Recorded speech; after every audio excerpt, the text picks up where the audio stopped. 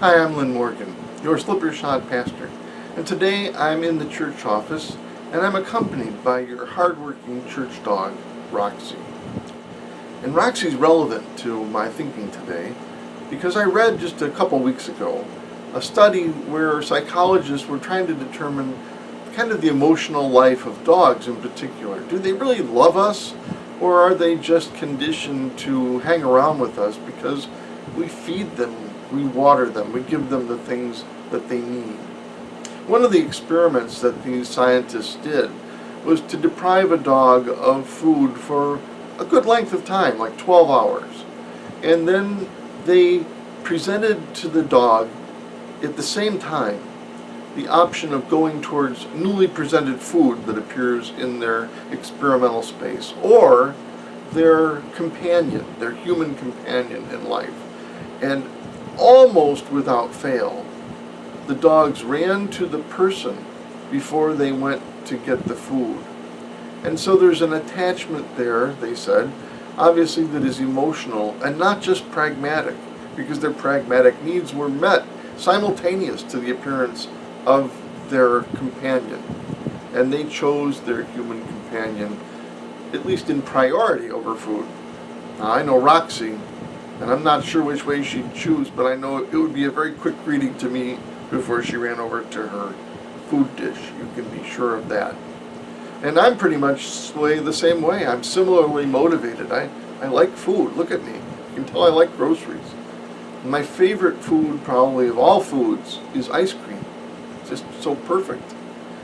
And when we were young lovers, when we were courting, I used to sing to Sandy a song by Sarah McLachlan that says, "Your love is better than ice cream, better than anything else that I've found." And as silly as those lyrics might sound to you, coming from me, they were not insignificant. To love anything more than ice cream is pretty high praise. Our loves are hierarchical. We love some things more than others. And we need to pay attention to what we love in our lives. Jesus said in the gospel lesson last week, which we didn't preach on, but we did hear in worship, "Whoever loves father or mother more than me is not worthy of me.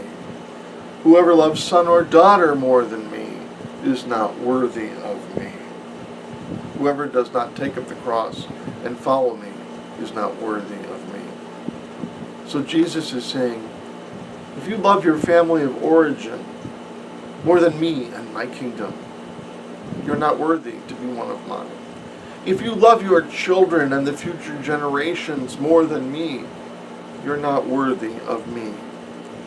If you love yourself, your own life, if you don't take up your cross, if you're not willing to bear the rejection and the pain and the sorrow of all that, you're not worthy of me. Jesus makes radical claims on our lives, that we put our love of Christ even ahead of these other things that are so important for us.